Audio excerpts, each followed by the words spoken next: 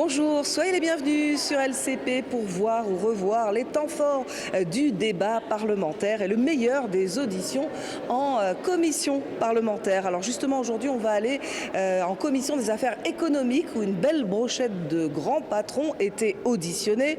Thierry Cotillard, président de la société Les Mousquetaires, Gwen Van Otegem, lui il est directeur général d'Intermarché, et puis il y a aussi Gianluigi Ferrari, lui il est PDG de la centrale d'achat Everest. L'audition porte sur les perspectives de la grande distribution et de la consommation en France. Tout cela sur fond de crise agricole et de débats infinis sur la signature de l'accord de libre-échange qui divise le Mercosur.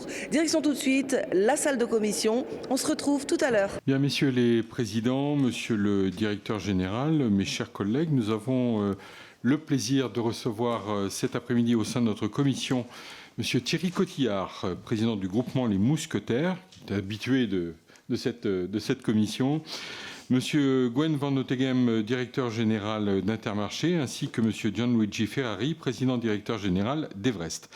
Je précise que vous êtes également accompagné de monsieur Sylvain Bruno, directeur de la communication et des affaires publiques, et de monsieur Nicolas Rénal, directeur adjoint en charge des affaires publiques et des relations institutionnelles agricoles des Mousquetaires.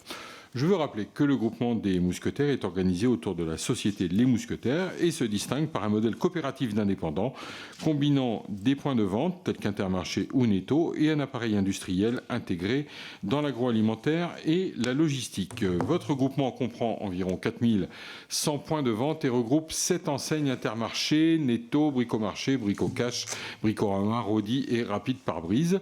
En 2024, le chiffre d'affaires s'est élevé à 42,5 milliards d'euros hors carburant, ce qui représente une hausse de 6,4% par rapport à 2023.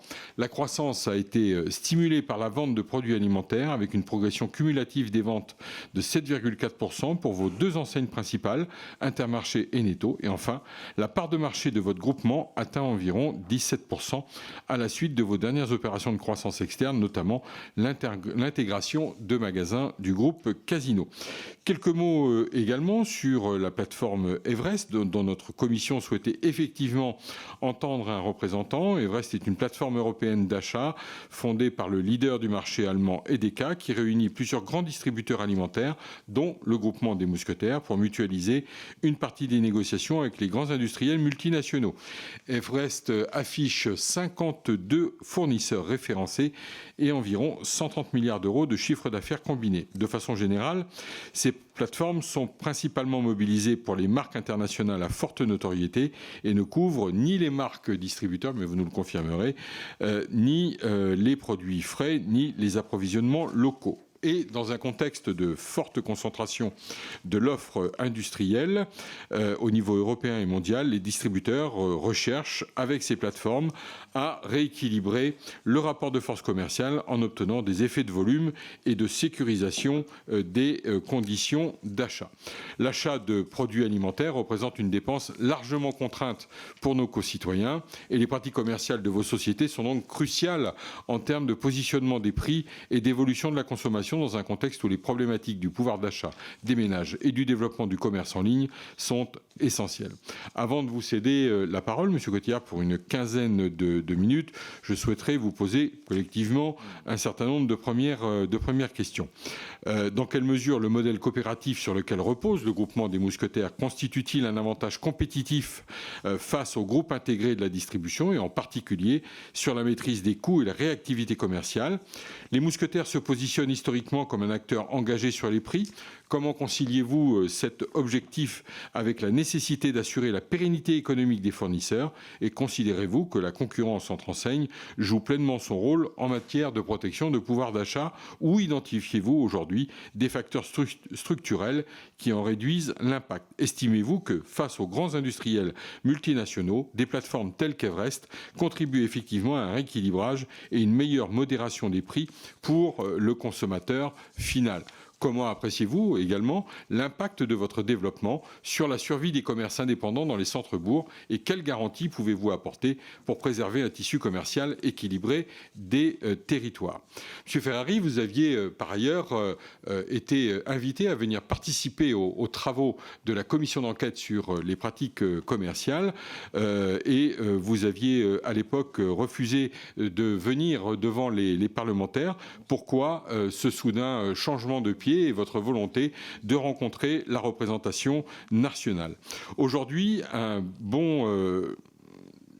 bon nombre d'industriels nous disent que la totalité de leurs négociations se passe hors de France. Pourquoi aujourd'hui ce qui est vendu en France ne peut pas être négocié en France et être négocié uniquement sur les plateformes qui sont à l'étranger? Sur les 52 fournisseurs qui sont référencés aujourd'hui par Everest, quels ont été les critères précis qui ont prévalu à ce choix de ces 52 fournisseurs? Quels sont les critères physiques, de présence, de chiffre d'affaires, de nature des productions qui ont été mis en avant? Sur la déflation et les efforts qui sont demandés aux industriels vers Everest, quelle est la part réellement redistribuée sur les différentes enseignes Intermarché, Auchan et Casino qui aujourd'hui constituent une partie de ce groupement autour de la marque Everest? Et pourquoi, et ça c'est une question qui nous a été posée, pourquoi des demandes de déflation supplémentaires sont-elles faites pour des marques, pour des magasins comme Auchan, alors que la base de négociation se fait sur le même pied avec Auchan, Casino et Intermarché? Pourriez-vous aussi nous indiquer quelle est la gouvernance d'Everest et comment les distributeurs membres de cette alliance parviennent à préserver leur autonomie stratégique et commerciale? Quel est le périmètre des interventions d'Everest, les types de produits concernés, la part de volume négociée via la plateforme et l'articulation avec les négociations nationales menées par les enseignes? Messieurs les présidents, monsieur le directeur général, je vous remercie par avance des éclairages que vous voudrez bien nous apporter, de répondre aussi à nos interrogations, aux inquiétudes qui se font jour. Vous savez que la question des plateformes d'achat fait beaucoup parler dans cette commission et donc je vous remercie d'être à nos côtés aujourd'hui pour pouvoir à la fois répondre à nos questions mais aussi pour éclairer la représentation nationale sur la mise en œuvre et le travail effectif de ces plateformes. Donc, Monsieur Cotillard, vous avez la parole pour une quinzaine de minutes. Merci de nous permettre de parler d'un sujet de fond, j'allais dire sans pression législative à court terme, et à 18 mois surtout d'une échéance présidentielle où c'est certainement le bon moment pour se poser les bonnes questions et de se dire est-ce que concrètement les résultats des lois qui ont pu être votées ces dernières années sont-elles positives sur la souveraineté alimentaire, sur le pouvoir d'achat des Français, la défense des agriculteurs ou encore la croissance dans nos territoires. Alors, cet après-midi, je vais m'exprimer, vous l'avez dit, Monsieur le Président, au nom du groupement Les Mousquetaires. Je vous rappelle simplement, le groupement des Mousquetaires, vous l'avez mentionné, 4000 points de vente. Et derrière ces 4000 points de vente, c'est 3200 chefs d'entreprise qui sont implantés dans les territoires. Vous les croisez certainement dans vos circonscriptions parce qu'on est dans 85% des cantons. Et on aime à dire on a un point de vente tous les 10 km. Et si on rajoute la cinquantaine d'usines et les 45 bases logistiques, on est dans certains cas le premier employeur privé, surtout dans les zones rurales. J'aime à rappeler que nos magasins, ce sont des lieux de vie. Vous les connaissez, ce sont des lieux où nos clients se rencontrent, échangent, discutent et dans certains cas même permettent de lutter contre l'isolement ou la solitude, notamment je pense évidemment aux personnes âgées. Nos magasins, j'ai eu l'occasion de l'évoquer avec un député ici présent, c'est aussi des lieux où les jeunes vont trouver leur premier emploi d'étudiants ou saisonniers et puis ils vont se former à un métier puis construire un parcours professionnel, c'est important de le rappeler. Et enfin, nos magasins, ce sont surtout des lieux où nos chefs d'entreprise, les mousquetaires investissent, développent leur activité et recrutent en soutenant l'économie locale. Alors, j'aime à dire que sur ce nombre de 3200 chefs d'entreprise, tous ne sont pas parfaits, mais j'ai quand même envie de défendre l'idée que dans la très très grande majorité, on est vraiment fiers d'essayer de contribuer à notre niveau au dynamisme économique de nos villages, de nos villes, et puis on soutient, vous le savez, parce qu'on a cette indépendance, le tissu associatif, sportif et culturel, là où on est implanté. Alors on va parler beaucoup d'alimentation, mais j'aime aussi rappeler que les mousquetaires, vous l'avez un peu évoqué, c'est plus large que ça. Les mousquetaires, ce sont 3 métiers au cœur du quotidien des Français. On va venir chez Bricomarché, Bricorama, Bricocash pour rénover sa maison. On va utiliser nos centres auto pour mieux se déplacer. Et puis, on va s'alimenter grâce à ces enseignes Intermarché et Netto. Intermarché et Netto qui bénéficient d'un modèle qui est unique. Je vais l'évoquer rapidement. C'est qu'on est producteur et commerçant. Un peu plus de 50 usines au moment où je vous parle, 11 000 salariés qui nous placent comme 4e acteur de l'industrie agroalimentaire en France. Mais avant d'être industriel, j'ai quand même envie de vous rappeler qu'on est avant tout des commerçants de proximité. Dans des points de vente, on n'a pas énormément d'hypermarchés, on est plutôt des points de vente à taille humaine qui sommes donc près des territoires. Et donc avant d'être le président du groupement Les Mousquetaires, je suis moi-même adhérent dans les territoires de Boulogne-Billancourt et d'ici les Moulineaux. Et donc je peux vous dire par expérience, mais surtout par conviction, et vous le savez, mesdames et messieurs les élus, qu'un territoire sans commerce, c'est un territoire où la vie disparaît peu à peu. Alors vous allez me dire pourquoi vous commencez votre propos sur ce sujet-là. C'est parce que j'ai l'intime conviction qu'on a un risque de disparition de certains magasins et que, contrairement à ce qu'on peut penser, le secteur de la distribution ne va pas si bien que ça, puisque même si ne s'était rien passé depuis 30 ans, rien n'avait bougé. La dernière grosse opération, vous la connaissez, c'était Carrefour qui avait repris Promodes. J'ai envie de vous dire, tout est vraiment en train de s'accélérer depuis 2 ans et c'est pas une vue de l'esprit, c'est très factuel. C'est Cora qui a été racheté par Carrefour, c'est le groupe Casino qui est démantelé, c'est Colruyt, un groupe belge qui quitte la France et malheureusement d'autres grandes enseignes connues de tous les Français qui sont en difficulté et je dirais même dans le rouge aujourd'hui. Alors oui, notre statut d'indépendant, notre stratégie qui est la nôtre aussi sur les prix nous permet de mieux résister. Je reviendrai, Monsieur le Président, tout à l'heure, j'essaierai de répondre à votre question, pourquoi les indépendants s'en sortent mieux que le monde intégré. En tout cas, moi j'ai 2 convictions, 2 choses qui me paraissent évidentes. C'est que dans ce monde et dans la situation actuelle, personne n'est à l'abri. Et je pense sincèrement que la recomposition du secteur qui a commencé il y a 2 ans n'est pas finie et qu'elle va se poursuivre. Les défis, alors justement, pour pouvoir exister dans ce monde de commerçants demain, il y en a plusieurs et ils sont importants peut-être à rappeler. Le défi de la transformation de la consommation. Les volumes, vous le savez, ne sont pas en hausse, sont plutôt, alors pour cette année, légèrement en progression, mais depuis quelques années en baisse. Les habitudes d'achat sont surtout modifiées. On assiste à une fragmentation du marché, c'est-à-dire pendant des années, nos consommateurs venaient chez nous, éventuellement chez un concurrent, ça s'arrêtait là. Aujourd'hui, ils fréquentent beaucoup plus qu'un magasin.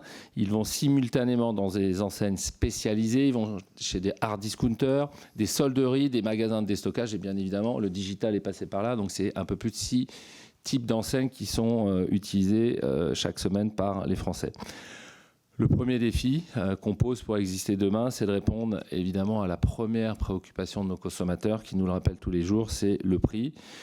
Certains l'ont oublié dans leur stratégie d'enseigne et ils l'ont payé cash, c'est-à-dire que ces groupes-là sont plus là aujourd'hui autour de la table. On a ces enjeux-là et puis vous dire aussi quand même qu'on va être confronté à des investissements, j'ai même envie de dire des murs d'investissement pour les prochaines années. Ce naturel dans notre métier de distributeur qui est de servir notre compétitivité. Je pense notamment au fait que pendant des années, on vendait ce qu'on appelle que sur le carrelage et maintenant, on va aussi sur les drives, les sites internet. Donc, on a une obligation d'investir massivement dans nos outils informatiques, logistiques, pour concurrencer les plateformes chinoises et américaines. Et puis, il y a à côté de ce qui permet de faire plus de chiffres ou du commerce, les investissements qui vont nous être imposés par la réglementation, notamment tout ce qui va toucher la RSE, l'énergie, les emballages. Et on a fait un chiffrage, je pense un chiffrage que je pense personne n'a fait, puisque on arrive à une addition où le secteur va devoir, pour les 5 prochaines années, sur ces sujets de RSE et décarbonation, investir 5 milliards par an. Alors vous allez me dire 5 milliards, c'est beaucoup, c'est pas beaucoup. Je vais vous donner un chiffre. Le seul secteur de la distribution sur l'ensemble de ces investissements, c'est 10 milliards par an. Donc vous imaginez, ça va être une hausse de 50% de nos investissements. Donc autant dire que pour se payer cette révolution, cette évolution qui est nécessaire évidemment pour notre société, il faudra que la conciliation que j'évoquais soit certainement encore au rendez-vous. En tout cas, moi j'ai envie de vous dire que lorsque j'ai été élu, j'ai écrit un objectif et un seul, c'était de se dire il faut qu'on ait une taille critique vraiment nécessaire pour qu'on assure notre compétitivité prix, celle qu'attendent nos consommateurs.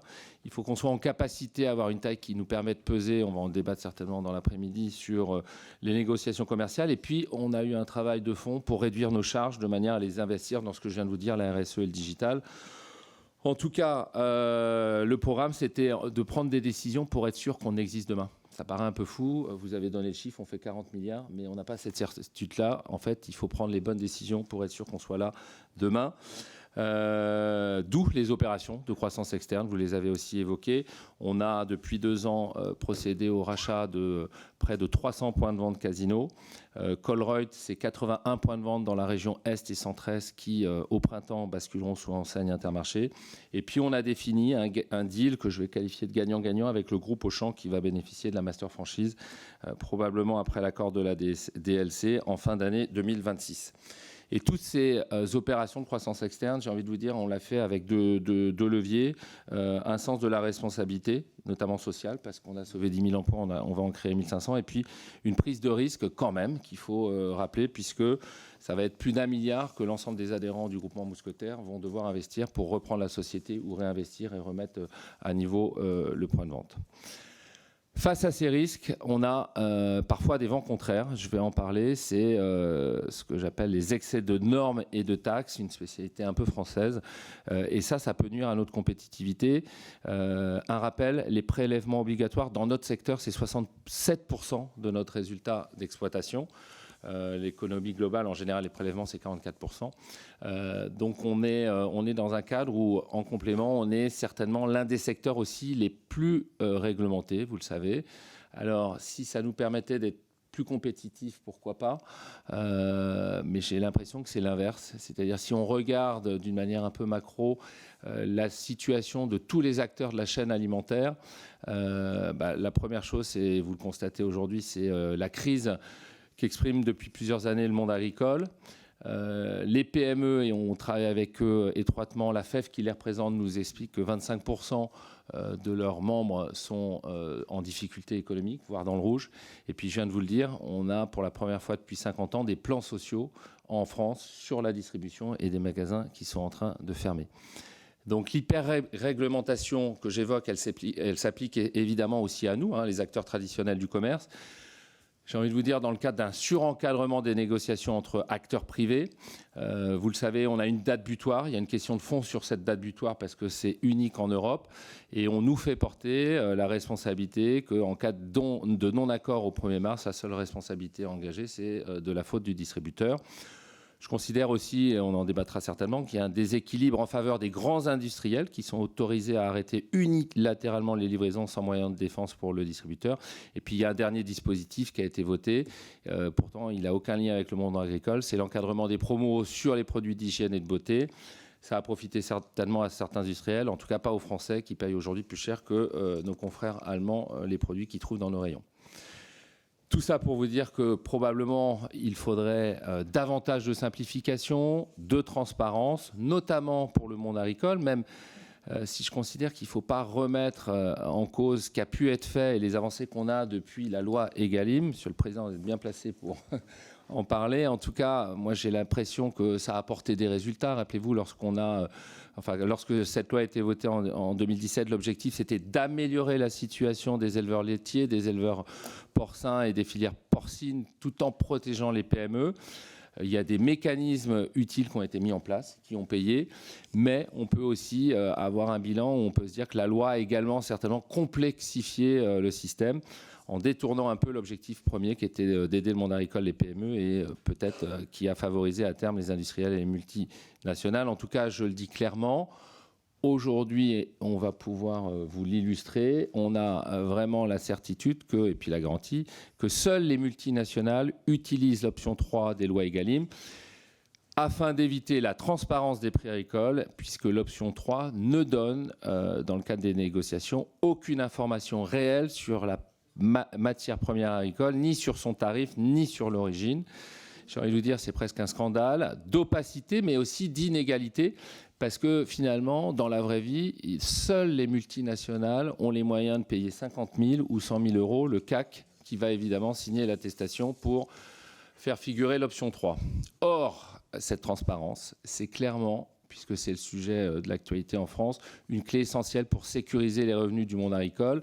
Grâce à la contractualisation, nous, on n'est pas que distributeurs, je vous l'ai dit, on a 50 usines, on a donc des liens forts avec le monde agricole. Et donc on essaye, c'est pas facile tous les jours, on n'a certainement pas tout réussi, mais depuis 50 ans, on essaye de manière transparente et responsable de travailler avec les acteurs d'Agro-Mousquetaires. Ce qui nous permet, grâce à la contractualisation, d'avoir des relations globalement apaisées et constructives avec nos partenaires agricoles et donc les agriculteurs. Et donc c'est pour cette raison que nous assumons aujourd'hui totalement le fait d'aller à l'international pour les 50 multinationales dont les résultats ont plutôt progressé pendant la période hyper-inflationniste de l'ordre de 15 à 20%. Et ces industriels, on va en parler, elles ont souvent des positions dominantes sur certaines catégories de produits. Donc pour moi, c'est une question de justice, ces eurocentrales, dans le cadre du pouvoir d'achat, notamment vis-à-vis des autres Européens, et puis aussi une question de compétitivité, parce que je pense que les marges de manœuvre sont telles que pour beaucoup de groupes et beaucoup d'enseignes, c'est une question de survie. Vous allez auditionner des groupes comme Casino pour lesquels on achète, des groupes comme Auchan, et je pense qu'ils vous confirmeront que sans conditions d'achat améliorées, demain, l'avenir est vraiment menacé. Alors, c'est dans ce cadre, évidemment, qu'il faut qu'on essaye de débattre ou de comprendre les alliances d'achat. Elles rééquilibrent pour nous le rapport de force avec les plus grands. Alors, on parle de qui ? C'est des géants mondiaux, c'est des Procter & Gamble, c'est Mondelez, c'est Unilever, c'est Heineken. Et c'est pour ça que j'ai souhaité que notre président d'Everest et d'Epic soit à nos côtés, Gianluigi Ferrari. Et on essaiera, avec Gianluigi, de répondre, bien sûr, de manière transparente et responsable à toutes les questions que vous allez nous poser. Dans ces centrales, j'anticipe une question qui va venir. On a décidé d'appliquer, parce qu'il y a beaucoup de fantasmes aussi sur ce sujet-là, et c'est beaucoup instrumentalisé, mais je peux vous assurer, et en plus on est contrôlé, qu'on applique les principes d'Egalim, notamment sur le fait qu'il n'y a aucune PME, aucune ETI, et on a fait le choix aussi qu'il n'y avait aucune coopérative française qui y était négociée. La construction du prix en marche avant dans la filière lait est respectée, c'est-à-dire que depuis 2 ans, on n'a pas attendu la loi. Moi, j'ai considéré que pour négocier avec un Lactalis ou un Bel, il fallait qu'en amont, le prix du lait ait pu être négocié entre l'OP et cet industriel. Donc ça, c'est quelque chose qu'on applique et qu'on demande dans le cadre d'Everest. Et puis, bien sûr, les sujets de date butoir, de sanctuarisation de la MPA ou de clause de révision sont inclus dans nos contrats, avec effectivement un contrat néerlandais, puisqu'on est là-bas, mais une annexe qui s'applique au droit français et à toutes les contraintes Egalim. Petite précision, je constate qu'il n'y a qu'en France que nos grands industriels s'opposent aux alliances de distributeurs. Donc je vais terminer mon propos liminaire sur un mot, bien évidemment, sur le monde agricole. C'est un sujet que je connais et qui me tient à cœur parce que mes parents étaient exploitants agricoles. Moi, j'ai envie de vous dire, il n'y a pas de souveraineté alimentaire demain sans, il faudra l'accepter, sans une grande distribution française solide.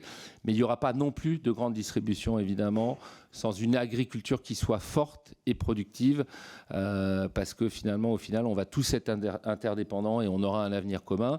La vraie question qu'il faut qu'on se pose aujourd'hui, et c'est celle qui s'exprime dans la rue, c'est est-ce que la ferme France qu'on rêve et qu'on souhaite est-elle compétitive dans un contexte de concurrence internationale, européenne et mondiale ? En tout cas, quand on discute avec les agriculteurs, et vous le faites comme nous, leur demande est assez simple, c'est laissez-nous produire, laissez-nous faire notre métier. On y souscrit.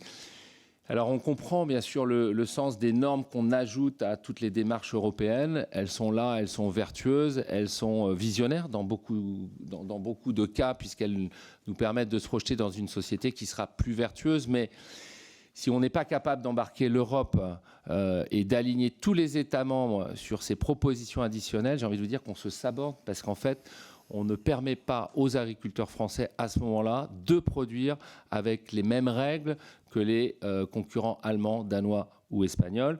L'accord du Mercosur, bien évidemment, en est le plus bel exemple. Nous, sur ce sujet-là, maintenant qu'on considère, même s'il y aura des recours, on va se projeter dans le monde de demain, on va dire que ce sera probablement à appliquer.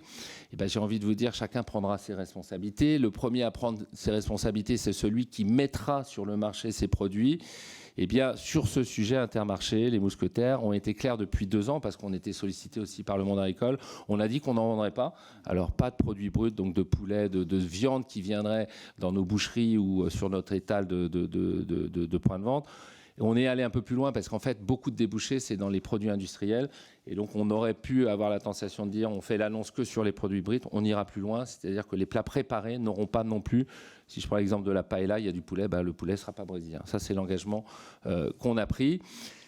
Si on veut se projeter dans, et je pense que c'est un engagement, vous l'entendrez de la plupart des distributeurs, il faut se dire que maintenant, les industriels, puisque je vous prends l'exemple de la paella, il faut que les industriels soient clairs vis-à-vis des consommateurs et surtout des agriculteurs. Parce qu'en fait, on a une option, une faculté à vouloir ou pas mettre l'origine info. Et bien, il faut peut-être se dire que maintenant, avec le Mercosur, c'est plus une option, quoi. Il va falloir, c'est ce qu'attend le consommateur. Je vous invite vraiment à messieurs les députés, mesdames les députés, à l'imposer. C'est-à-dire qu'au même moment, il y a 2 minutes, je vous disais, on en a marre, il y a trop de réglementation. Mais là, je vous dis, ces choses-là, allez-y, quoi. Nous, on est industriels. Moi, ça me coûte aussi d'assurer un steak haché qui soit de qualité, qui n'a rien à voir avec ce qui va arriver du Brésil. Par contre, imposez-moi de l'afficher, comme ça au moins je jouerai à armes égales avec ceux qui évidemment ont aucun intérêt parce qu'ils sont allés le chercher ailleurs. Et puis, si la distribution joue le jeu, retenez un truc, mesdames et messieurs, c'est 40% des débouchés agricoles. Donc évidemment, je ne vais pas m'exprimer pour un secteur privé comme la restauration, ils prendront leurs responsabilités, mais il faut qu'on soit cohérent. C'est-à-dire que quand Madame la ministre nous parle de souveraineté tous les matins, il faudrait que dans les cantines, il y ait quand même une préférence à la ferme France, évidemment, dans les appels d'offres. Et là, c'est une volonté politique qui doit s'exprimer par un budget qui est cohérent. Parce qu'on a connu, vous y alliez plus souvent que moi, je suis allé à l'Assemblée il y a 4-5 ans, et on avait sur le menu de l'Assemblée, des fois du restaurant de l'Assemblée, des viandes qui venaient d'Irlande ou d'ailleurs. Donc c'était un peu choquant. Donc ça a été corrigé. Je suis allé récemment, j'ai vu que ça n'existait plus. Mais dans nos cantines et tous les restaurants rattachés à l'administration, ce serait bien qu'on ait cette cohérence parce que là, il y a quand même un trou dans la raquette. Dernier point, sujet de fond, on va en débattre, c'est finalement, j'ai envie de résumer nos positions par est-ce qu'on veut une économie qui se bat demain à armes égales dans la compétition internationale ou est-ce qu'on veut une économie qui soit hyper réglementée et qui pourrait, c'est ce que j'ai essayé de vous décrire, affaiblir les acteurs nationaux. En tout cas, et ce sera ma conclusion, Monsieur le Président, Mesdames et Messieurs, notre ambition, et c'est pas facile parce que évidemment chacun, vous allez entendre les industriels, chacun va défendre son bout de gras, j'ai envie de vous dire, mais nous on veut vraiment porter un modèle de grande distribution qui soit responsable, moderne, à dimension humaine, ancré dans les territoires. Et moi, j'oppose rarement ou jamais industrie-commerce. J'essaye de ne pas opposer non plus les producteurs et les distributeurs, les magasins et le digital, parce qu'il s'agit de construire un modèle français qui soit solide, qui soit omnicanal, qui soit capable de servir tous les Français partout, avec des enjeux qu'on vient d'écrire qui sont très clairs, la souveraineté alimentaire, le pouvoir d'achat, l'investissement et la compétitivité, parce qu'on peut parler de tout, mais si à un moment, dans la distribution, dans l'industrie ou dans le monde agricole, on n'est pas compétitif, les sujets d'avant n'ont pas lieu d'être. En tout cas, je pense qu'on est à un moment décisif. Je l'ai dit en introduction, c'est un moment où il y a une espèce de pause, où c'est le moment peut-être de réfléchir de manière responsable collectivement. Je reste optimiste. En tout cas, nous, on est mousquetaires disposés et disponibles surtout à travailler avec vous dans un esprit de responsabilité au service du pays. Et donc, je vous remercie de votre attention. Et on est là, Gianluigi, Gwen et moi-même à votre disposition pour répondre à toutes vos questions. Merci, Monsieur le Président Thierry Cotillard, pour ces propos liminaires. Merci aussi de venir devant la Commission pour répondre aux questions des parlementaires. Beaucoup de débats, bien évidemment, mais rien ne vaut effectivement l'échange. Et ici, nous essayons, au sein de la Commission des affaires économiques, comme le disait le philosophe Alain, de porter, de cultiver l'optimisme de la volonté. Juste sur la question, et avant de passer aux orateurs des groupes, sur la question de l'étiquetage de l'origine France, effectivement, la distribution a certainement un rôle très important à jouer plus à la limite que nous-mêmes ici au Parlement, puisque je voyais les réactions de nos collègues du Rassemblement national tout à l'heure sur l'étiquetage et l'origine info. C'est vrai qu'un certain nombre un texte avait été proposé de leur part sur ce sujet, mais il n'a pas été voté parce qu'il s'agit de réglementation européenne, mais pour autant, rien n'empêche à la fois les industriels, rien n'empêche, c'est vrai, les membres de la grande distribution de pouvoir faire le travail nécessaire pour afficher aux consommateurs les informations qu'ils réclament. Et puis, le Parlement européen doit aussi faire son travail là-dessus. Moi, je reviendrai sur 2 ou 3 éléments tout à l'heure, mais je ne veux pas imposer que mes questions. Et donc, je vais laisser la parole aux orateurs des groupes. Et pour le premier d'entre eux, le Rassemblement national, Monsieur Frédéric Weber. Vous avez la parole, Monsieur le député. Vous représentez un acteur majeur de notre distribution alimentaire. En effet, le groupe Les Mousquetaires pèse aujourd'hui 16 à 17% du marché alimentaire, avec des milliers de points de vente partout en France. Autrement dit, ce qui se décide dans vos négociations commerciales pèse directement sur le ticket de caisse des Français et sur le revenu de nos agriculteurs. Or, des négociations commerciales ouvertes depuis le 1er décembre se déroulent dans un contexte inédit. Volatilité des marchés, surproduction mondiale, tensions sur les matières premières. L'an dernier déjà, à l'approche du 1er mars, une part importante des contrats n'était pas conclue et chacun se renvoyait la responsabilité. Industriels demandant des hausses, distributeurs réclamant des baisses et montée en puissance des marques propres. Dans ce paysage, les lois Egalim étaient censées rééquilibrer la chaîne de valeur. 8 ans après, le résultat est décevant. Inflation pour les consommateurs, complexité, contournement et au bout de la chaîne, l'agriculteur qui ne retrouve toujours pas son compte. Le Rassemblement national s'est d'ailleurs opposé à ces textes parce qu'ils reposaient sur une logique technocratique et qu'ils ont malheureusement montré leur inefficacité. Enfin, il y a le sujet de souveraineté. Vous avez annoncé refuser les produits issus du Mercosur dans vos rayons. Très bien. Mais dans les produits transformés, l'origine devient floue et le consommateur ne peut plus choisir en connaissance de cause. C'est précisément pour cela que le Rassemblement national a déposé, à l'initiative de notre collègue Hélène Laporte, une proposition de loi, d'ailleurs inscrite à l'ordre du jour de sa niche parlementaire, visant à rendre systématique l'information du consommateur sur l'origine des denrées alimentaires par l'étiquetage. Je viens à ma question. Comment allez-vous à la fois renforcer l'achat de produits français dans vos rayons, pour en faire un réflexe, quitte à rendre votre loup publicitaire plus patriote ? Et quelle évolution soutenez-vous pour que les centrales d'achat à l'étranger ne contournent plus le droit français et l'esprit d'Egalim au détriment de notre filière agricole française? Merci. Merci, Monsieur le député. Monsieur le Président. Alors, notre stratégie, ça a toujours été, parce qu'il y a 40 ans, on a acheté des usines en France pour produire nous-mêmes. Donc, pas l'essentiel. L'intégralité de nos usines ont un sourcing français. Et c'est important de le rappeler parce que quand vous avez une tranche de jambon, le porc peut venir d'Espagne ou d'ailleurs. Ce n'est pas le cas chez les Mousquetaires 100%. Vous pouvez le vérifier, 100% du porc est breton ou de France pour pouvoir faire notre jambon. Donc c'est le choix qu'on a fait. Et il y a eu un classement récent de la MDD, quelle était celle qui était la plus française. Du fait qu'on ait 50 usines et qu'on s'approvisionne dans les territoires, on a été noté numéro 1.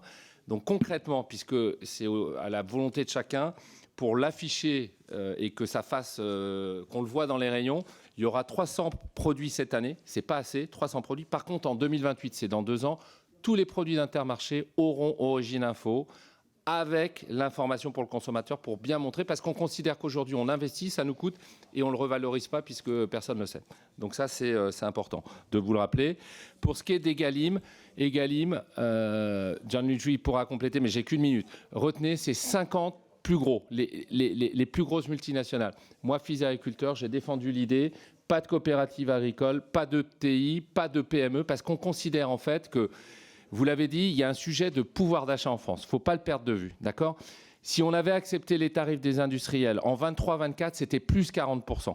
Donc on n'a pas le droit non plus de nous reprocher avec ces plus gros d'avoir obtenu une baisse globale que j'ai chiffrée à 25%, c'est-à-dire qu'on aura gommé 15%, parce que le consommateur, déjà, qu'il n'accepte pas ces 25%, si on n'avait pas négocié, ça aurait été 40%.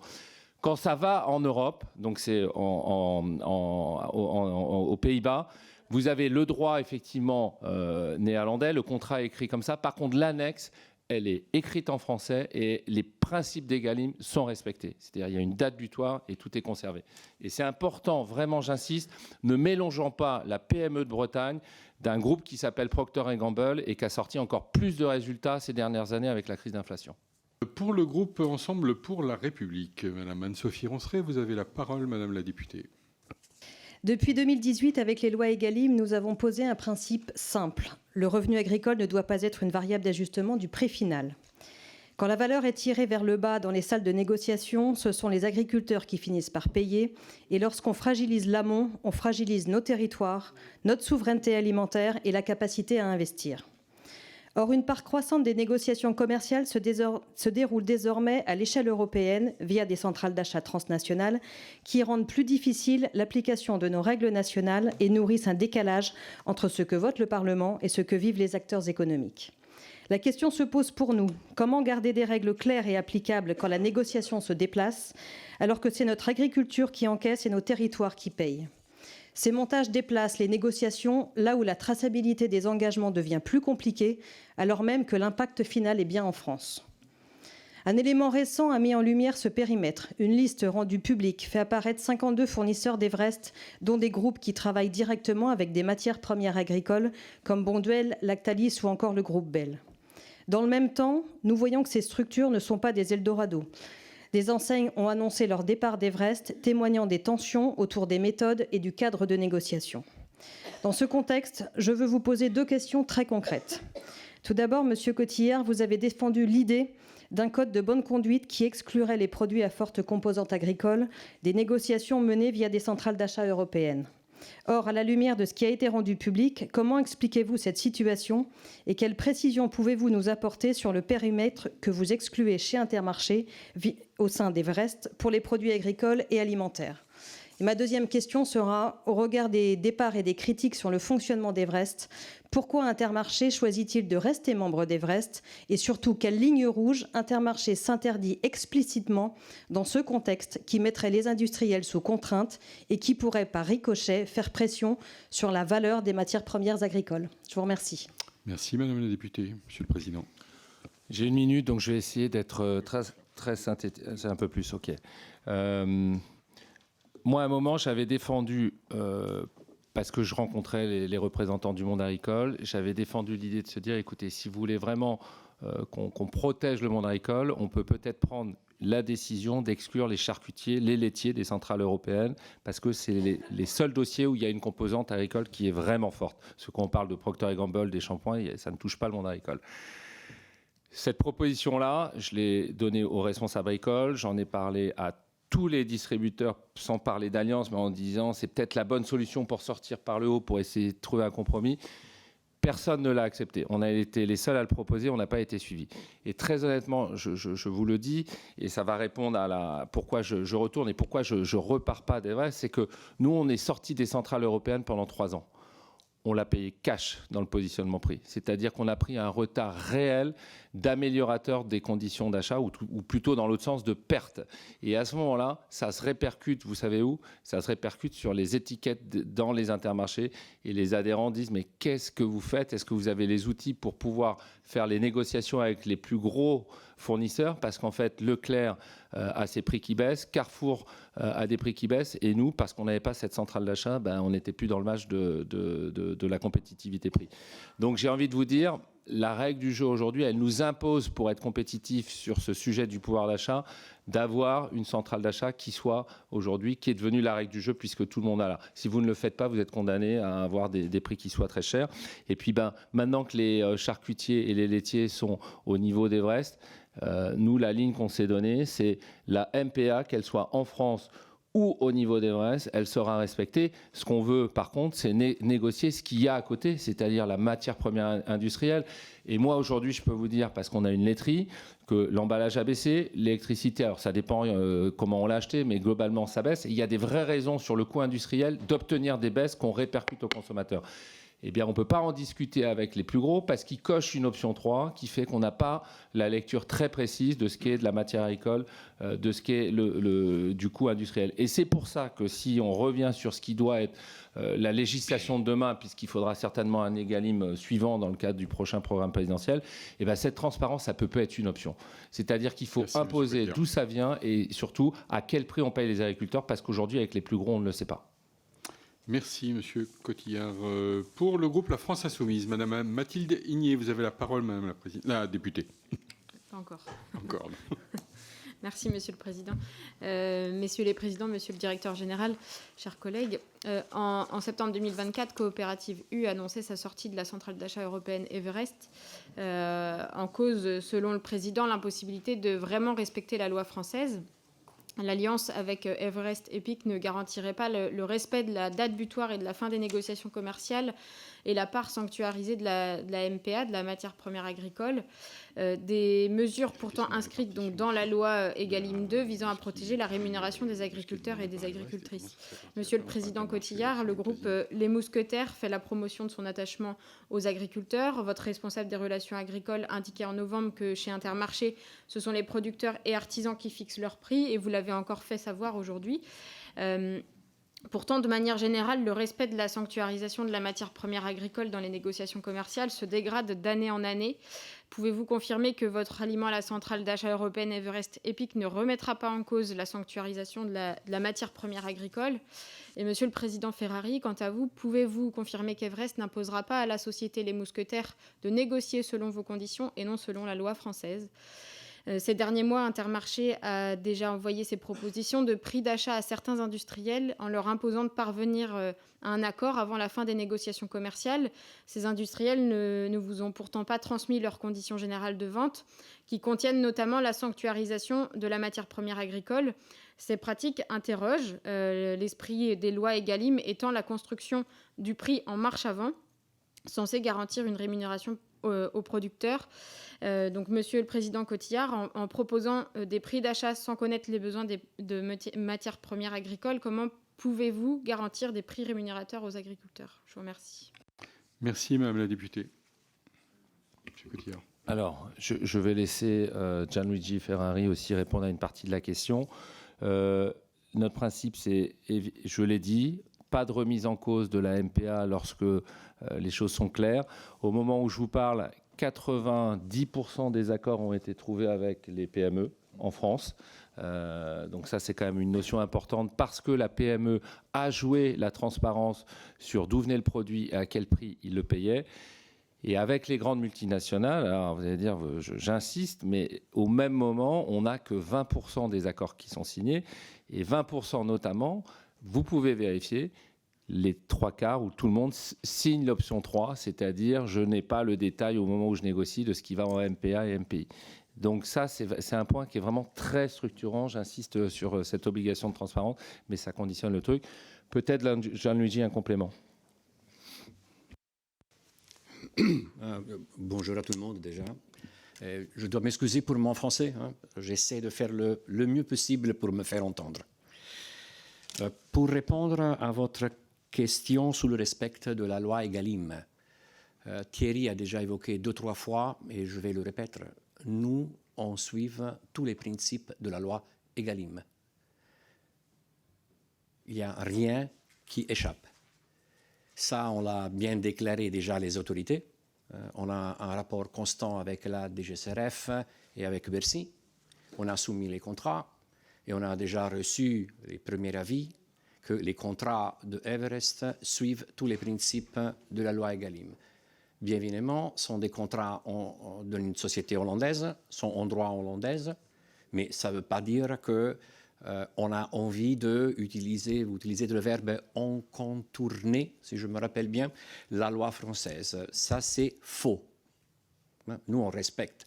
Si avec ma driving license, mon permis de conduire, je viens en France, je dois respecter les règles qui existent en France. Ça, c'était de début, quand on avait la relation avec eux, jusqu'à présent. Rien n'a changé. On a rencontré plusieurs fois les autorités. Pour parler de U, là aussi, je ne sais pas de quoi vous parlez ou qu'est-ce que vous avez entendu par U, mais la relation avec U n'était pas un problème vis-à-vis de les lois. Ensemble, on était présente chez la DGCRF. Je me rappelle bien que la directrice générale de la DGCRF était convoquée par une commission, je ne sais pas si c'est celle-là, où avait déclaré que le rapport avec nous, c'était un rapport transparent et qu'on déclarait et on respectait tous les principes de la loi Egalim. Après, je ne vous dis pas quelle est mon opinion de la loi Egalim ou de certaines parties de la loi Egalim, mais ça n'a rien à voir avec le fait qu'on doit les respecter. Merci, Monsieur Ferrari. Pour le groupe socialiste, Madame Mélanie Thomain, vous avez la parole, Madame la députée. Merci, Monsieur le Président. Messieurs, chers collègues, la semaine dernière, l'Union européenne signait le traité avec les pays du Mercosur. Je ne vais pas revenir sur les raisons qui nous ont fait nous opposer à ce traité, sur toutes les conséquences négatives pour les filières agricoles, bovines, volailles, sucrières, sur l'environnement et la déforestation, ni même sur la gestion catastrophique du président de la République dans ce dossier. Monsieur Cotillard, en tant que distributeur, vous avez annoncé lundi dernier dans Télématin vouloir refuser l'achat de produits issus du Mercosur.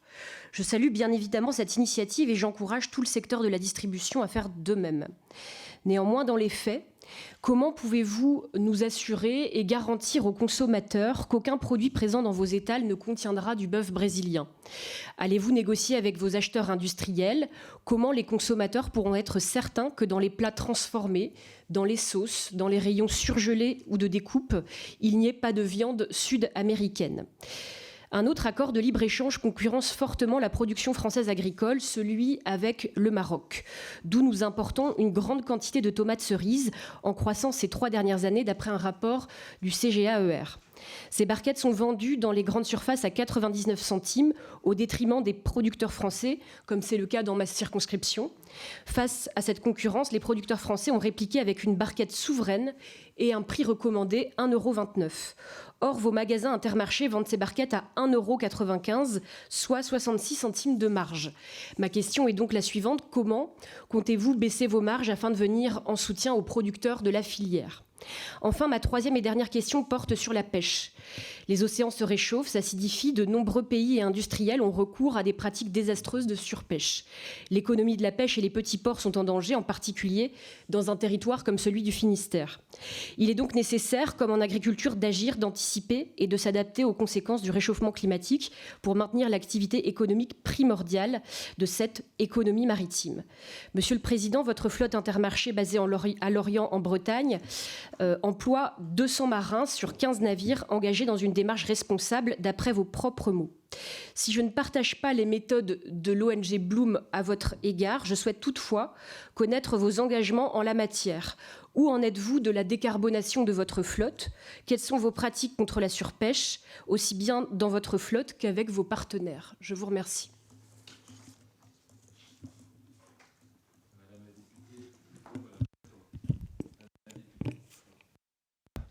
Si vous permettez, il y a plusieurs questions. Je vais aller très vite parce que je crois que j'ai répondu sur la garantie.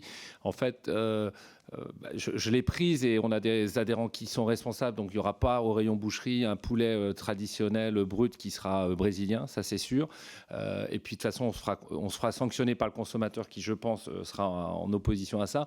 Non, l'engagement que je prends, il va plus loin, c'est de ne pas en mettre dans mes produits à marque de distributeurs en plat préparé. Et donc, c'est par Origine Info que j'aurai cette garantie assurée aux consommateurs pour que, justement, ils comprennent bien que ça vienne de France et que je tiens mon engagement de distributeur responsable. Sur la tomate, on va revenir dessus. La pêche est un sujet très important. Moi, ça fait 2 ans que je suis président du groupement. J'ai aussi cette responsabilité sur Agro. Et vous savez très bien que la pêche va mal en France. C'est compliqué chez nous, mais ça va mal en général. Et à ça, plusieurs facteurs explicatifs. On essaye de travailler en bonne intelligence avec l'association Bloom. Bon, elle a fait une petite attaque sur le loup, mais ce n'est pas le sujet. Il y a surtout eu une passe d'armes il y a 6-7 ans en nous disant vous êtes en train de détruire les fonds marins, vous faites n'importe quoi sur la ressource. Donc il y avait 2 attitudes. Soit on n'était pas constructif et on se disait qu'est-ce qui viennent nous embêter. Et ce n'est pas l'attitude qu'on a eue. On a eu cette attitude, puisqu'on est un des premiers pêcheurs de France, de dire on a une responsabilité en tant que leader de la filière. Donc on va bosser avec eux. Et donc on a été un des premiers pêcheurs à arrêter d'aller chercher de la ressource avec la drague qu'on faisait et qui détruisait les fonds marins. Ça a généré quoi? Ça a généré aujourd'hui moins de rendement. Ça a généré le fait qu'aujourd'hui, eh bien, on a une filière qui est déficitaire chez les mousquetaires, pas à cause que de ça, puisqu'il y a aussi une facture énergétique. Le gasoil coûte plus cher. Quand on a pêché, il faut congeler, donc ça coûte, tout ça est plus impactant. Et puis, il y a un sujet de quota qui fait que, et je peux le dire, la réunion est publique, on estime entre 10 et 20 millions tous les ans les pertes pour le groupement des mousquetaires sur la filière pêche entre ces bateaux et ses unités de production. J'ai eu des contacts avec des politiques parce que quand le maire de Lorient me dit vous pesez 40% de la débarque à Lorient, qu'est-ce que vous allez faire de cette pêche? Eh ben, on a pris une position entre associés, on s'est dit on va être responsable parce que c'est aussi une image des mousquetaires que d'être pêcheurs. Donc on est en train d'essayer de trouver des solutions. Seul, on n'assumera pas. C'est-à-dire qu'on pense que l'avenir est de s'associer avec un autre marailleur. Et donc aujourd'hui, c'est officiel.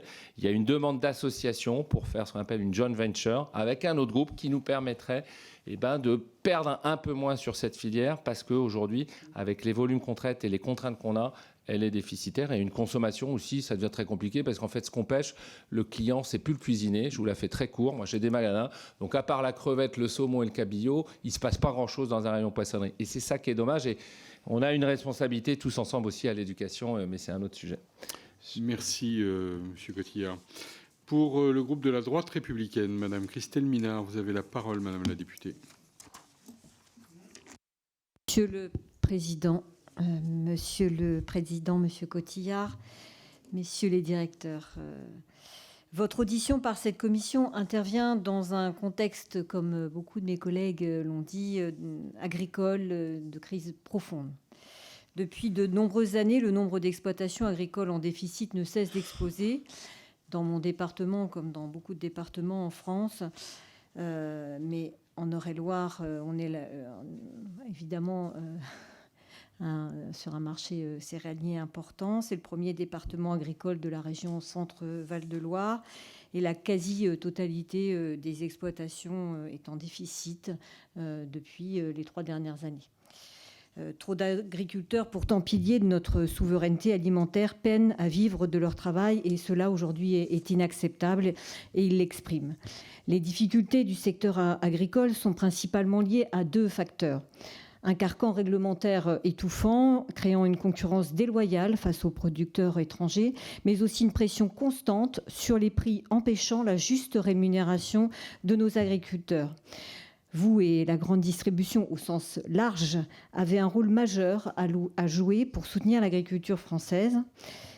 Et lors de notre précédente ou d'une précédente audition parlementaire, vous aviez indiqué, Monsieur Cotillard, qu'environ 90% de la viande marque distributeur proposée par votre groupe était produite en France, mais cela ne concerne que des produits de marque distributeur, pas les produits de marque nationale ou internationale.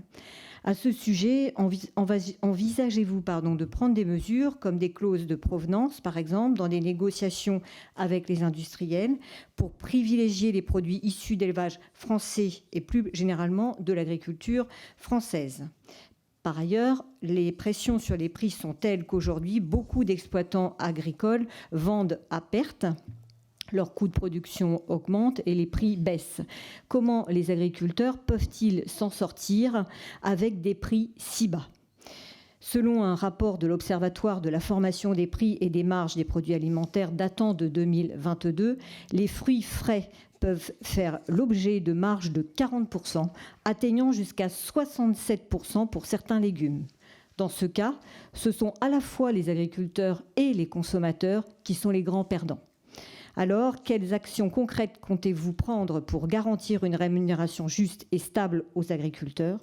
Enfin, vous avez depuis quelques années engagé des processus de contractualisation avec certaines filières agricoles et je salue cette initiative. Cependant, cela ne concerne à l'heure actuelle qu'un certain nombre limité de filières. Entendez-vous aller plus loin sur la contractualisation avec les filières et si oui, avec quelles filières et dans quelles mesures? Je vous remercie. Merci Madame la députée. Monsieur le Président. Vous avez raison, Madame la députée, c'est que le premier soutien à la ferme France, c'est d'acheter français. Donc je vais être plus précis, le 90% est moins vrai que la vérité et la réalité. Je l'ai par détail. Chez Intermarché, le bœuf à 99% dans nos outils d'abattage vient de France. Le veau 99%. L'agneau, il y a un problème de production, on est à 82%. Le porc 99%. Donc j'ai envie de vous dire, on joue le jeu parce qu'on a aussi l'outil de production et qu'on ne fait pas venir les camions d'Allemagne. Et donc nous, on a cette responsabilité, Gwen pourrait le dire, mais on demande aux charcutiers, au Herta, à toutes ces grandes marques, de nous dire d'où vient le porc. Et la réalité, c'est que 50%, ça vient d'Allemagne ou d'Espagne, parce que ça coûte moins cher et donc ça permet de restaurer les marges. Donc, Moi, je ne peux rien imposer, mais je vous le redis, ce serait bien que cette origine info, on débloque la situation parce que ça nous aidera. Après, qu'est-ce qu'il faut faire ? C'est de donner la visibilité. Un agriculteur, c'est un chef d'entreprise.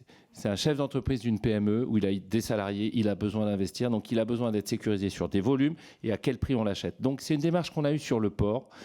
Et la critique qu'on peut effectivement nous faire, c'est de ne pas l'avoir généralisé. Aujourd'hui, 80% des éleveurs de porc d'agro-mousquetaires ont un contrat qui fait qu'on a calculé le prix de revient, le coût maintenant de l'électricité, etc.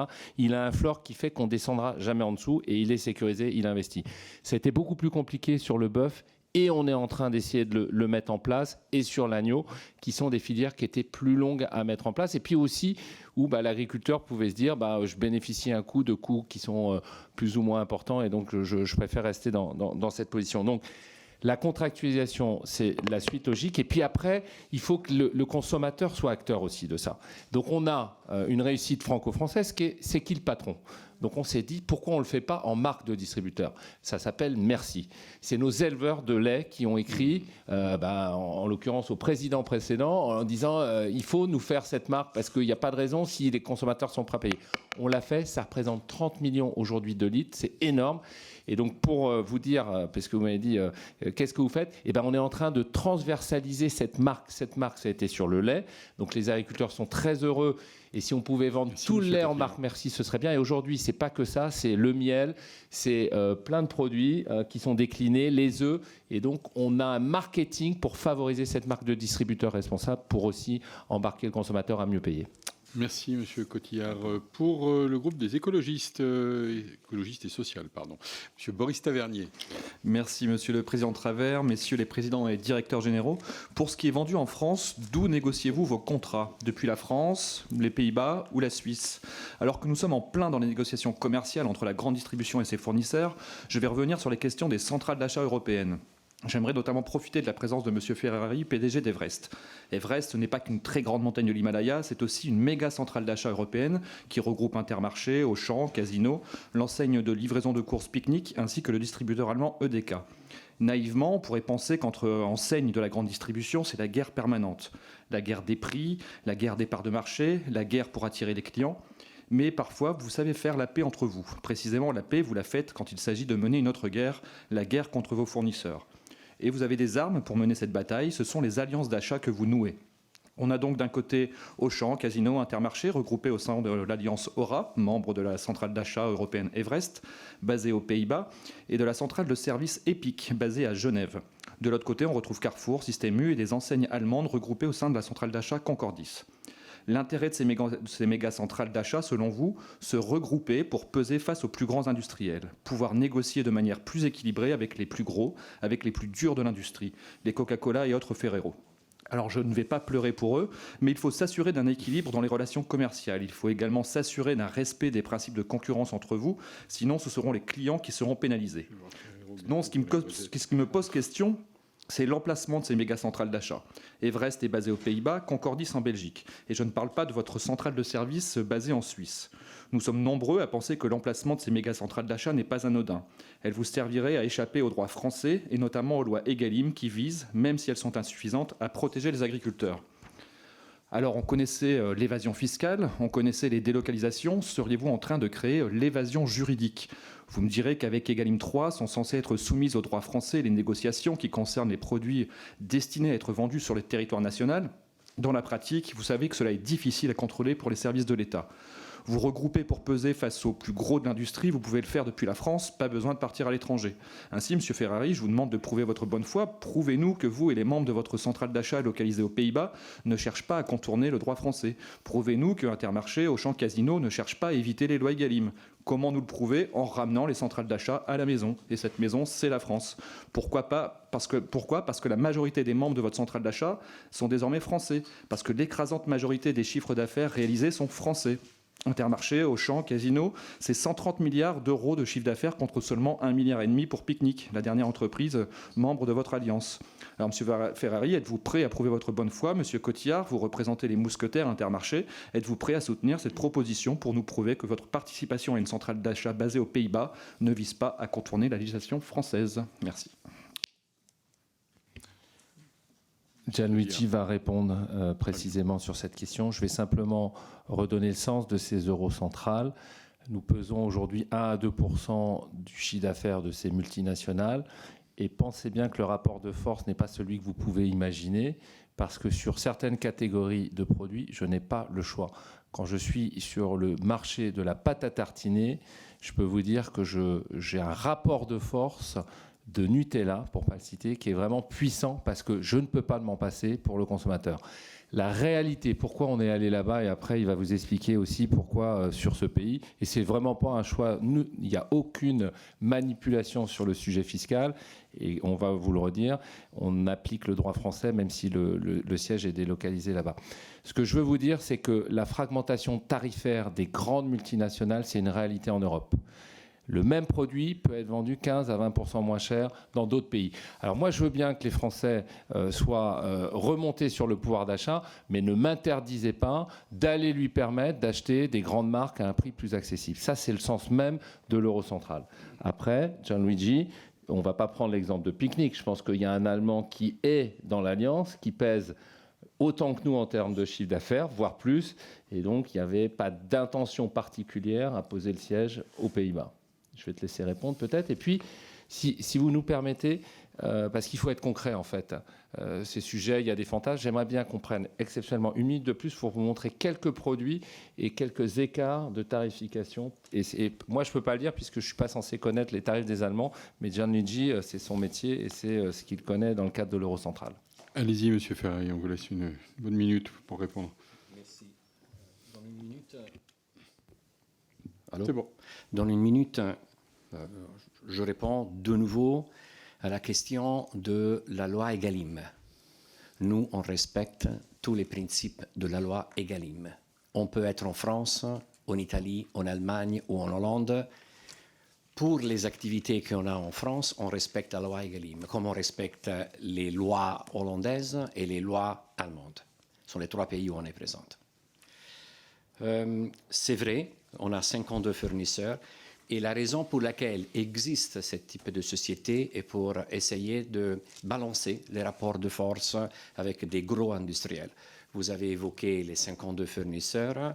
Le jour qu'avec Thierry on était à Bercy, ils m'ont demandé pour éviter que quelqu'un peut citer une marque de café. Gianluigi, s'il vous plaît, si tu peux faire le plaisir d'être transparent à dire exactement quels sont les fournisseurs. Chose que je n'aimais pas faire, mais je l'ai fait. Comme ça, on évite de me dire qu'il y a une PME. Il n'y a aucune PME dans les 52. J'imagine que vous avez accès à cette liste. Vous parlez de méga centrales et vous faites référence à la chiffre à la vente.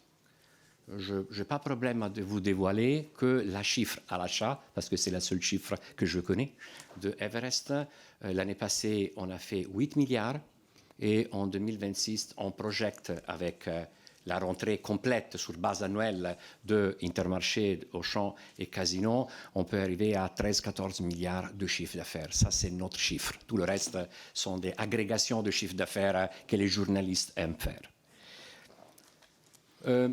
Un autre sujet que vous avez touché, mais que tout le monde touche, est où ils sont basés. Alors, si je parle de Everest, j'ai créé Everest en 2021 avec Edeka, qui, si vous voulez, c'est le fondateur et qui m'a demandé de le faire, et Picnic. Picnic est une société où Edeka a environ 30% de ses actions. Après, je commençais à considérer s'y avoir un distributeur français. Pour des questions administratives, bureaucratiques et légales, j'avais beaucoup de doutes de prendre un distributeur français, mais il y avait quasiment tous les distributeurs français qui me demandaient de rentrer chez Everest. On a fait un choix qui n'a pas marché très bien avec eux, et après, Thierry m'a appelé en me demandant s'il y avait la possibilité de travailler avec nous, et on l'a fait.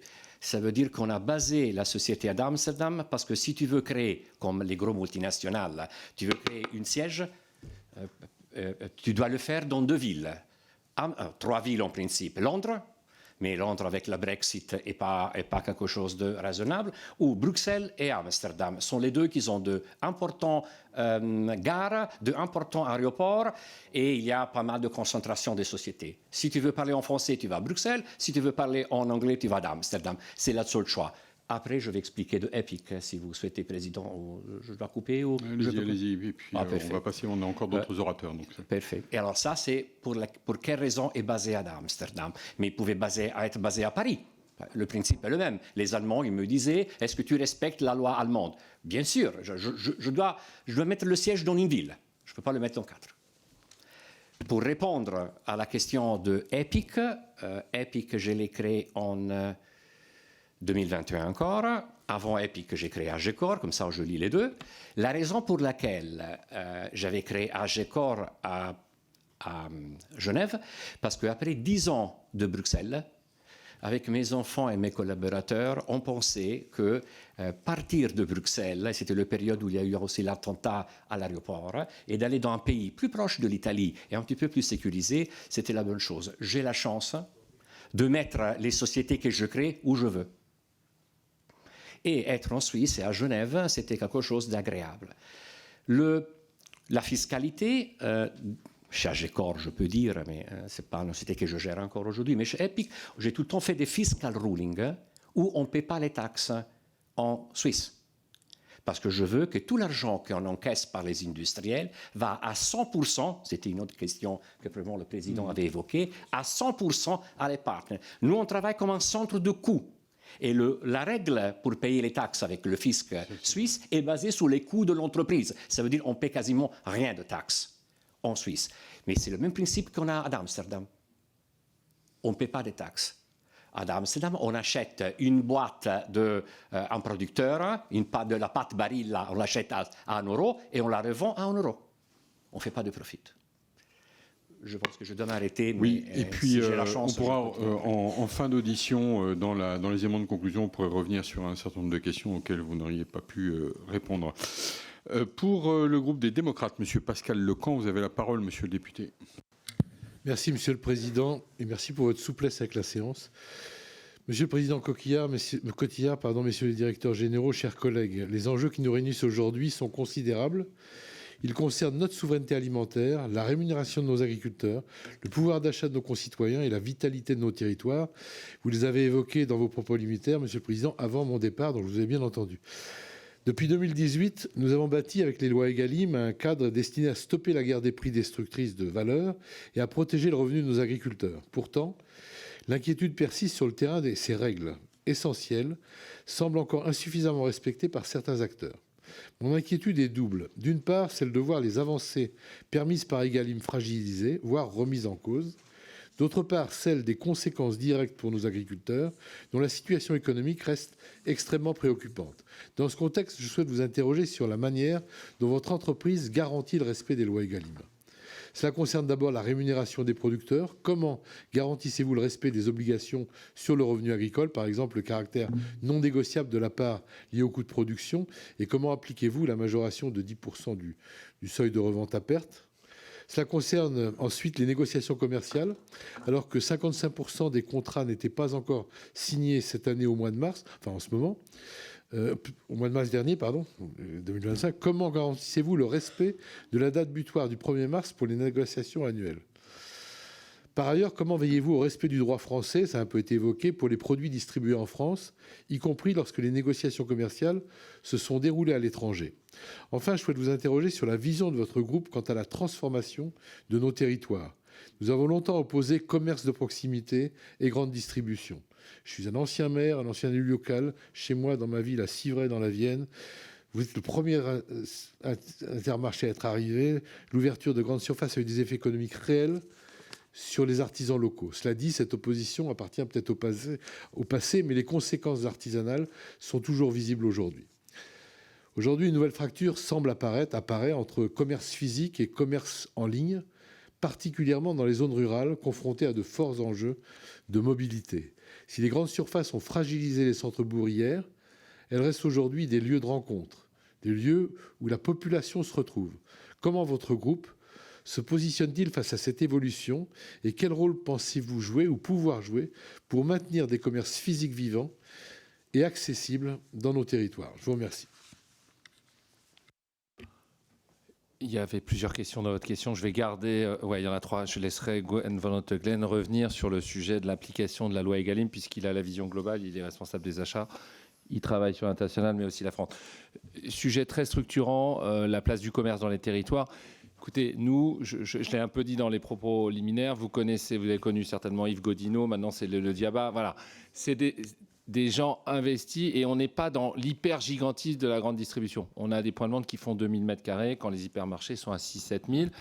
Moi, je crois, en fait, il faut justement qu'on existe demain, parce qu'en fait, on a cette obligation de croire dans un commerce qui sera digital. Hein, c'est l'arrivée d'Amazon, et là, on ne peut rien faire parce que les gens ont pris cette habitude, on n'est pas placé en prix, et donc c'est le sujet Chine, enfin tous ces sujets-là. Mais moi, j'ai l'intime conviction que si on sait faire notre boulot sur l'alimentaire, et notamment en sourçant en France, en défendant les agriculteurs, on a une raison d'exister et pas quitter les territoires. Donc, la proximité qu'est la nôtre aujourd'hui, avoir un point de vente dans tous les cantons finalement, c'est vraiment le projet des mousquetaires, et on n'a aucune envie de fermer de magasins ou de quitter des emplacements qui semblent un peu isolés, parce que vous les politiques, je pense que c'est un lieu de vie, c'est-à-dire il y a presque plus grand-chose, si ce n'est dans certains cas que l'Intermarché ou le Système U.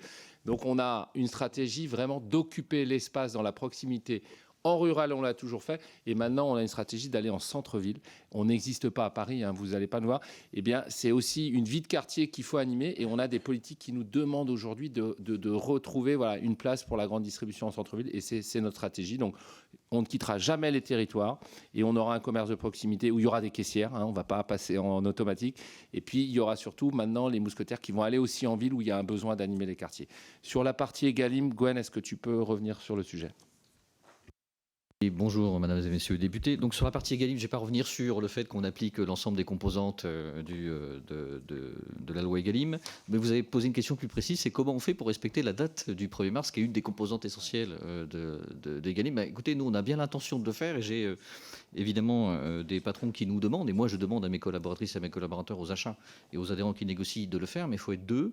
Donc, dans la plupart des cas, on y arrive. Sachez qu'on a 1400 conventions à signer avec nos industriels de marque nationale, qu'ils soient PME, TPE, ETI ou multinationales, et qu'il y a quelques contrats effectivement qui sont signés après le 1er mars, soit parce qu'on n'a pas réussi à trouver un accord, soit parce que parfois on a trouvé un accord assez tardivement dans la nuit du 1er mars, et qu'il faut parfois écrire une convention unique et que ça prend un peu de temps. Mais comment on peut le garantir ? Moi, je ne peux pas vous garantir qu'on va signer tous les accords avant le 1er mars, parce qu'en vérité, il faut tomber d'accord. Et j'en reviens à la remarque de Thierry Cotillard, c'est quand on n'y arrive pas, la responsabilité elle doit être copartagée de notre point de vue entre l'industriel qui a refusé de signer et nous qui n'avons pas réussi à trouver un accord avec cet industriel-là avant le 1er mars. Merci, M. Oteghem. Pour le groupe Horizon, M. Thomas Lam. Vous avez la parole, Monsieur le député. Merci, Monsieur le Président. Monsieur le Président Cotillard, Messieurs les directeurs généraux, chers collègues, le groupement Les Mousquetaires constitue un modèle unique alliant autonomie entrepreneuriale et force collective autour de plusieurs milliers de chefs d'entreprise indépendants, constituant un maillage territorial avec un point de vente tous les 10 km. De plus, votre intégration verticale, via plus de 50 unités de production agroalimentaire en propre, font de vous un acteur à part.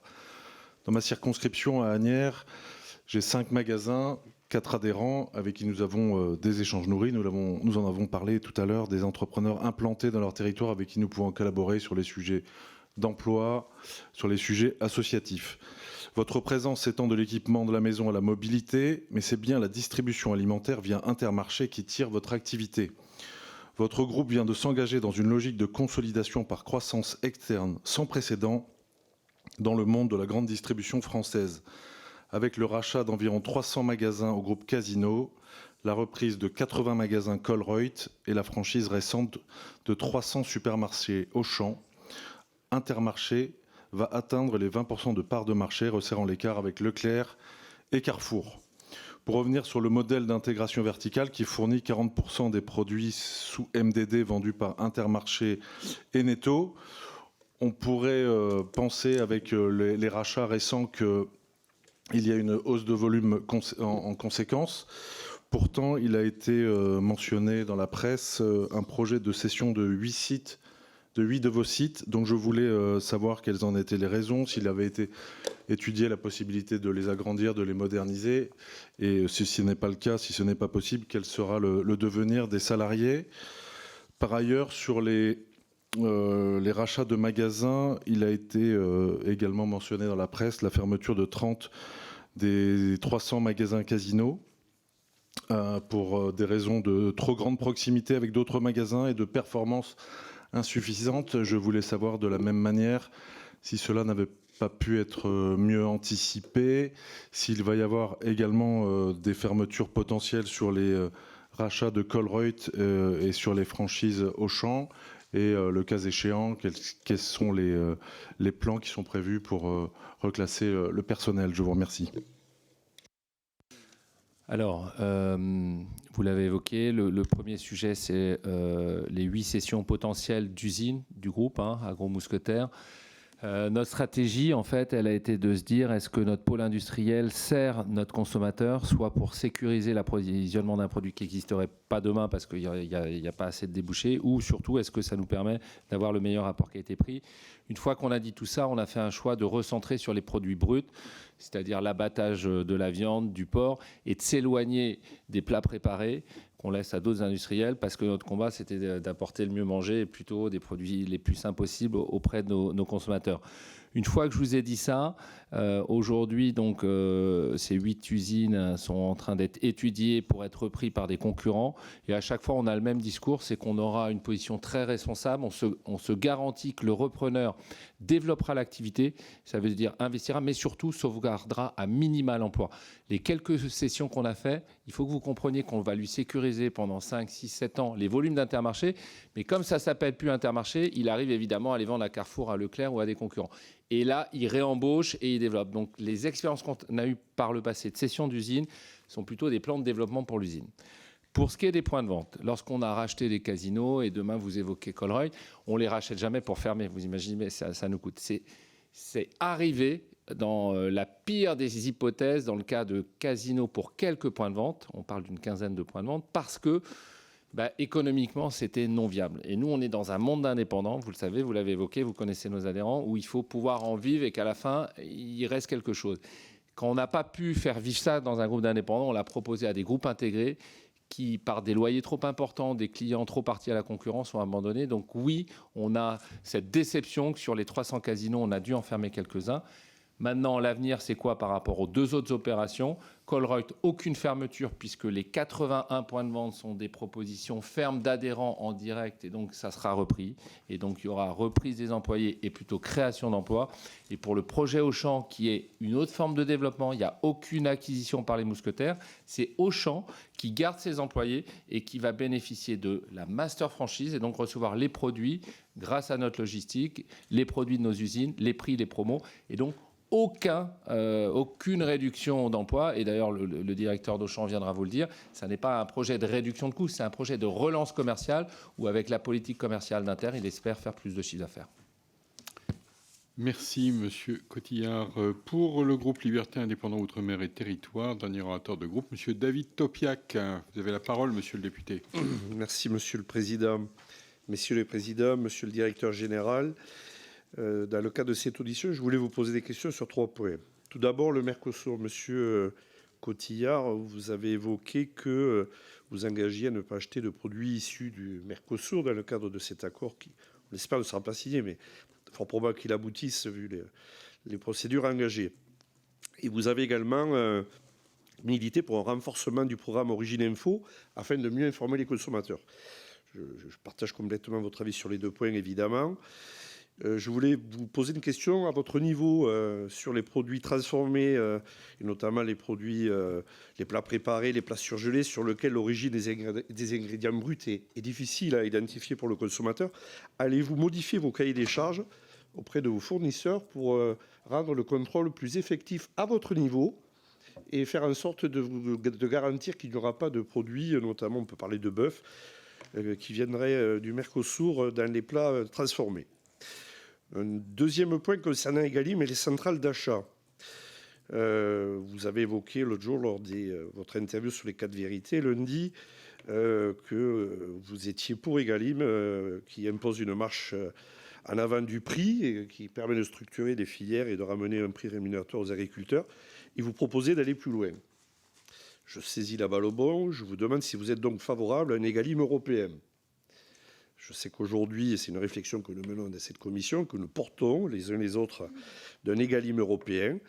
Et je voulais vous poser également une question avec vos centrales d'achat à l'étranger, Arit en Belgique et Everest aux Pays-Bas.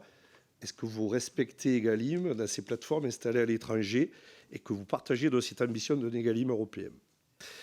Dernier point, enfin, sur les centrales de services. Sur le manque de transparence quand même dans la gestion de ces centrales et de l'argent qui est collecté dans les services que vous proposez aux fournisseurs. Bon, dans la pratique, ça sert à facturer aux industriels des services dont la valeur réelle est très inférieure, exigée, voire carrément parfois fictive, de de l'industrie agroalimentaire, des TPE, des PME notamment. Donc, ces paiements sont un peu assimilés à des péages pour avoir accès, dans un deuxième temps, aux centrales d'achat.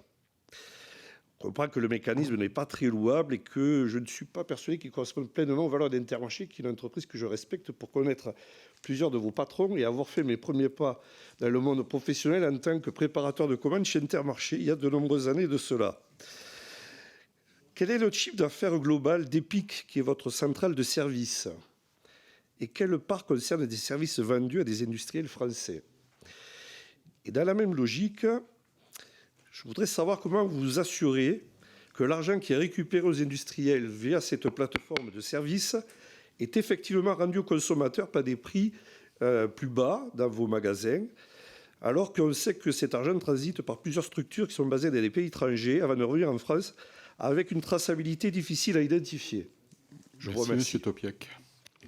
Monsieur Cotillard. Je vous propose, il y a 3 questions, on va se les répartir sur le sujet de Egalim européen. Moi, j'y suis favorable. Après, je connais la complexité d'imposer quelque chose à 23 États membres, mais en tout cas, il y a une chose qui est sûre, c'est que je crois que le sujet n'est pas que franco-français, le mal-être agricole est européen, et donc il faudrait qu'on ait tous le même combat, de se dire il y a une marche en avant, il y a une négociation de rang 1, puisque c'est le gros de leur débouché, entre l'agriculteur, l'industriel.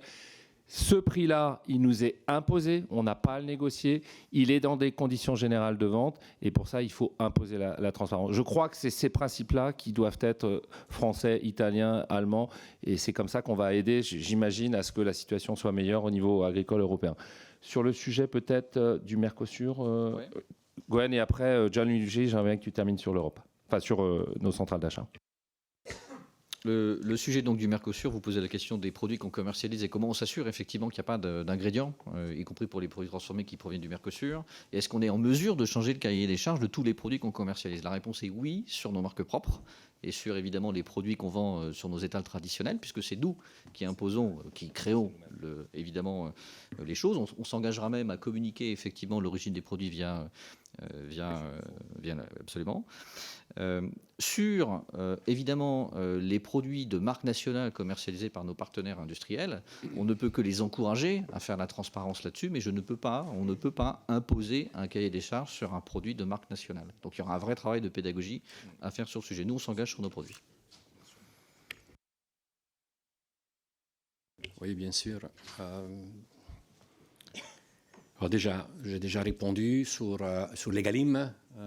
C'est évident que Everest, parce que là, ça concerne Everest, est une société qui respecte tous les principes de la loi Egalim. Aussi, des points que ça nous crée beaucoup de problèmes et qu'on n'arrive pas tout à fait à comprendre, mais on le respecte.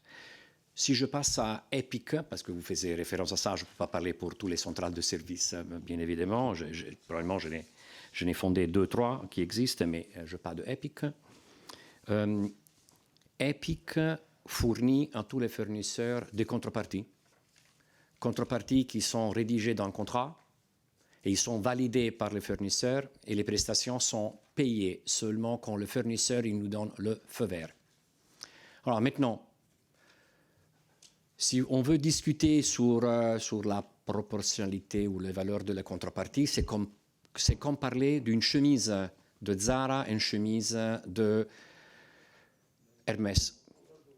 Là, bien sûr, chacun peut avoir son opinion là-dedans, mais ne sont pas fictifs, sont réels. Ils sont fondamentalement basés sur innovation de produits, activités promotionnelles supplémentaires à les accords nationaux. Et vous pouvez bien comprendre, je fais ce métier depuis 2005, parce que j'ai fêté 20 ans, avec des sociétés comme Procter & Gamble, Coca-Cola Et vous pensez que nous, on est capable de faire des choses fictives, hein, et qu'après 20 ans, cette société, il ne nous amène pas au tribunal parce qu'on facture rien de l'air? Non, ce n'est pas le cas. Il ne vous raconte pas des choses correctes. Après, vous parlez de PME, si j'ai bien compris. Hein. Nous, on n'a pas de PME. Chez Epic, la liste pratiquement est quasiment la même de Everest. Vous avez payé de péage pour Everest, ça aussi c'est faux. Les deux sociétés, ils ont des plans complètement différents. Souvent, on a les fournisseurs qui nous disent on ne peut pas arriver à trouver un accord chez Everest si on n'a pas l'accord de Epic. C'est plutôt les fournisseurs. Sinon, moi j'ai deux équipes de sociétés complètement distinctes, une à Amsterdam, l'autre à Genève, qui ne se parlent pas, chacun a ses objectifs et essaie de faire le métier dans la façon la plus efficace possible. J'espère que j'ai répondu à tout. Voilà donc pour cette audition des patrons de la grande distribution en France, Intermarché, les Mousquetaires, mais aussi la centrale d'achat Everest. Vous l'avez entendu, il y a eu des discussions intéressantes, des échanges, notamment sur la question du Mercosur qui continue de diviser en France, mais aussi sur les perspectives de consommation, alors que le contexte n'est pas si optimiste que ça. On se retrouve très bientôt pour un nouvel épisode. À bientôt. Ciao, ciao.